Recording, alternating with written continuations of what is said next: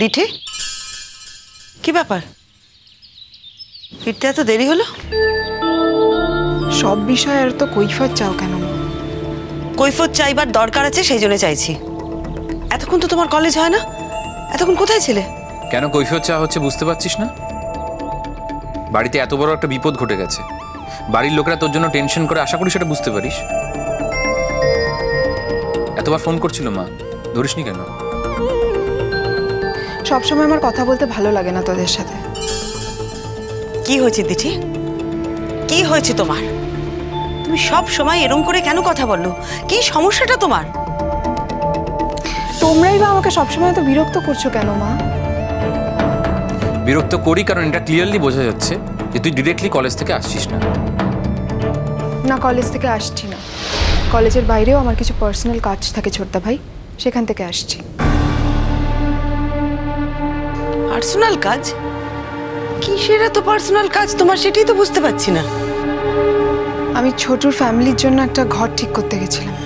কি? তুই ঘর দেখতে গেছিলি? তুই কোথায় ঘর দেখতে গেছিলি? কেনই বা দেখতে গেছিলি? আর তাছাড়া তোকে ঘর কে দেবে দিঠি? শোন, তোদের বাড়িতে তো তোরা থাকার জায়গা দিবি না। বাইরের অনেক লোক এখানে এসে থেকে গেছে, যারা সংসার ধ্বংস করে দিয়ে চলে গেছে, তাদের এই বাড়িতে জায়গা হয়েছে। কিন্তু যারা সত্যিকারের অভাবী, যাদের সত্যিকারের প্রয়োজন, তাদের তো এই বাড়িতে জায়গা হবে না। সেই জন্যই আমি আমার এক বন্ধুর বাড়িতে গেছিলাম। ওদের সব ভাড়াতে উঠে যাচ্ছে, ওরা কদিন ওদের জন্য ঘরটা ছেড়ে দেবে, সেটাই দেখতে গেছিলাম। তোমাকে এসব করতে কে বলেছে? সবাই সবকিছু আমাকে বলে দিলে তারপরে আমি করব। কি মনে করো তুমি আমাকে? আমার নিজের বিবেচনা বলে কিছু নেই। বাহ, তার মানে পড়াশোনা ছেড়ে আজকাল এইসব করছিস? হ্যাঁ, করছি ছোটদা ভাই, কারণ এটা আমার বিবেক। আচ্ছা, আমার একটা কথা বলো তো দিঠি, ওই দলে তো আরো অনেক ক্রিমিনাল আছে, তাদের জন্য তো তুমি কিছু করছো না, তো এই একটা ক্রিমিনালকে নিয়ে কেন পড়লে তুমি হঠাৎ? খবরদার মা, তুমি ছোটুকে আর যা খুশি বলো, ক্রিমিনাল কথাটা বলবে না। দিঠি, বারণ করলাম, মায়ের সাথে এইভাবে কথা বলবি না। মা যদি আমার সঙ্গে এরম ভাবে কথা বলে, তাহলে আমাকেও মায়ের সাথে এভাবেই কথা বলতে হবে ছোটদা ভাই। মা আমার একজন পরিচিত মানুষকে যদি ক্রিমিনাল বলে, আমি মায়ের সাথে এভাবেই কথা বলবো। কেন বলবো না? তোমার যদি কোনো ক্রিমিনালের সাথে পরিচয় থাকে, আমি অবশ্যই বলবো। আর তুমি যে বড় বড় কথা বলছো, ওই ছেলেটাকে কেন পুলিশ ধরে নিয়ে গেছে? কেন জেল কাস্টাডিতে রেখেছে? কেন থানা পুলিশ হচ্ছে? এমনি এমনি বলো। তুমি আমাকে একটা কথা বলো, তোমার তো নিজের জীবনের এক্সপিরিয়েন্স আছে। সবসময় কি দোষী হলেই তাকে পুলিশে যেতে হয়? সবসময় কি দোষী হলে তবে তাকে কোর্টে গিয়ে হাজিরা দিতে হয়? এনাফ, আমরা সবাই জানি মায়ের জীবনে কি এক্সপিরিয়েন্স আছে। সব ক্ষেত্রে কিন্তু সেটা হয় না। আমি মানছি দিঠি, কিছু ক্ষেত্রে হয়তো কিছু মানুষকে বিনা বিচারে শাস্তি পেতে হয়। তোর পয়েন্টের ক্ষেত্রে কি, মানে তুই কি বলতে চাইছিস? তোর এই কারণে খারাপ লাগছে যে ছোটু বিনা বিচারে শাস্তি পেতে চলেছে, নাকি এটা বলতে চাইছিস ছোটু কোনো অন্যায় করেনি, অপরাধ জগতের সাথে জাস্ট কোনো যোগাযোগ নেই, এটা বলছিস তুই? আমি তোদের সঙ্গে এই বিষয়ে একটা কথাও বলতে চাইছি না ছোটদা ভাই। তোরা যখন ছেলেটাকে সম্মানই করিস না, ছেলেটার ফ্যামিলিকে সম্মান করিস না, আমি কেন কথা বলবো বলতো এই বিষয়ে তোদের সাথে?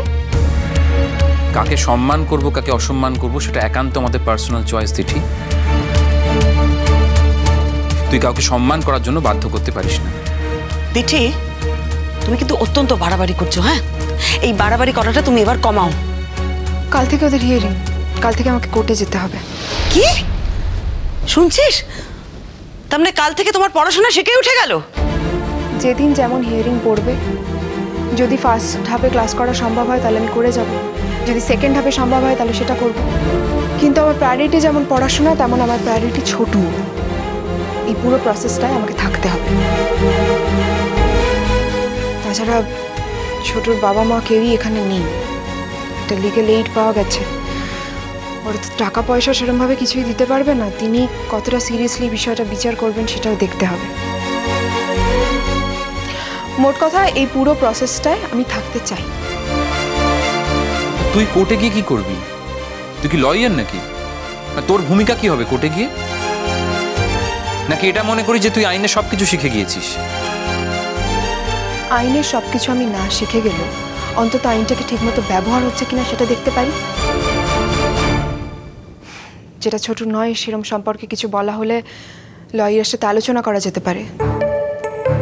অনেক কিছুই করার আছে ছোটদা ভাই। দিঠি, তুমি কিন্তু রোহিত আঙ্কেলকে কথা দিয়েছিলে। আমি কথার খেলাপ করিনি তো মা। না, তুমি কি রোহিত আঙ্কেলকে এই কথাটা বলেছিলে যে প্রত্যেক দিন এইভাবে ছোটদের সব ব্যাপারে তুমি ইনভলভ হবে? আমি ছোটর ব্যাপারে ইনভলভ হইনি, সেই সুযোগটাই আমার কাছে নেই। কিন্তু ওদের পরিবারের ব্যাপারে আমি সবসময় থাকব। যেমনভাবে এতদিন ছিলাম, এই প্রসেসটা যতদিন চলবে, ছোটর ব্যাপারটা যতদিন না নিষ্পত্তি হবে, আমি ওদের পাশে থাকব। কারণ এটা আমার ধর্ম, এটাকে আমি অস্বীকার করতে পারবো না। তার মানে আমরা কেউ থাকলে হবে না, তাই তো? তোকেই থাকতে হবে। শোন ছোটদা ভাই, প্রথম কথা তোরা থাকবি না। আর এই ব্যাপারটা যখন আমাকে জড়িয়ে, ব্যাপারটা যখন আমাকে নিয়ে, তখন আমাকে থাকতেই হবে। তুমি কি মনে করছো কাল থেকে তুমি একা একা কোর্টে যাবে আর সেটা আমি যেতে দেবো? আমাকেও তো যেতে হবে তোমার সাথে। তাহলে না, সেটা তোমার চয়েস মা। তুমি কোর্টে যাবে কি যাবে না সেটা তোমার ব্যাপার, আমার সেটা নিয়ে কিছু বলার নেই। দিঠি, তুই যে এই কদিনে এতটা বদলে যাবে আমি ভাবতে পারিনি। পরিস্থিতি মানুষকে বদলে দেয় ছোটদা ভাই। তোর জীবনে তো অভিজ্ঞতা আছে, তোকেও একদিন জোর করে ফাঁসানো হয়েছিল। সেই পরিস্থিতিতে তুইও বদলে গেছিলি। আমাদের সবার জীবনেই এরকম একটা অভিজ্ঞতা আছে ছোটদা ভাই। তুই আমার সাথে ছোটুর তুলনা করে কথাটা বলছিস, ঠিক আছে? যখন প্রসঙ্গটা তুলি তখন এটা বলি, আমায় কিন্তু ফাঁসানো হয়েছিল দিঠি। আশা করি তুই সেটা বিশ্বাস করিস। ছোটুকে কিন্তু ফাঁসানো হয়নি, কেউ জোর করে ছোটুকে ফাঁসায়নি। আজকে ও যে সিচুয়েশনে দাঁড়িয়ে আছে তার জন্য ও একমাত্র দায়ী, সেই জন্য শাস্তি ওর হবেই। হ্যাঁ, জেল থেকে বেরিয়ে ও যদি মনে করো ভালো মানুষ হবে, সেই সুযোগ ওর আছে। জেল কর্তৃপক্ষকে সাহায্য করবে। তোকে আমি একটাই রিকোয়েস্ট করছি দাদা হিসেবে, প্লিজ দিঠি, তোর সামনে একটা উজ্জ্বল ভবিষ্যৎ আছে। তুই খুব ভালো একজন ডাক্তার হবি। নিজেকে এই সব কিছুর মধ্যে জড়াস না, প্লিজ, রিকোয়েস্ট করলাম। তোরা গান গাস, তোরা সুন্দর সুন্দর কথা বলিস, অথচ যেই তোদের ঘরের মধ্যে বিপদ এসে পড়ে, ঠিক তোরা একদম উল্টো কথা বলিস। দেখ কি সুন্দর না ছোটদা ভাই? না না, কি বলা উচিত আমাদের? তোমাকে এখন কি বলা উচিত? যে হ্যাঁ দিঠি, তুমি ওই ক্রিমিনালটার পাশে দাঁড়াও, ওকে সাহায্য করো, আর সারা পৃথিবীর সামনে প্রমাণ করো যে ও একেবারে নির্দোষ। এটাই বলা উচিত আমাদের। যদি সম্ভব হতো আমি তাই করতাম মা, কিন্তু সেটার উপায় নেই আমার কাছে। মানুষকে যে বাধ্য হয়ে কখন কোন জীবনের মধ্যে পড়তে হয়, সেটা মানুষের নিজের হাতেও থাকে না। তোমার তো বয়স হয়েছে মা, কথাটা তো তোমার বোঝা উচিত।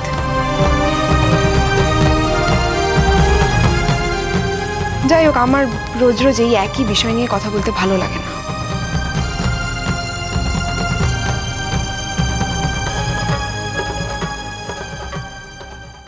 মাননীয় বিচারপতি, আমার কেস নাম্বার 128-5। আজ তার প্রথম বিচার। আমাদের মধ্যে এখানে যে অভিযুক্ত আছে সে একটি আন্তর্জাতিক নারী পাচার চক্রের সঙ্গে যুক্ত।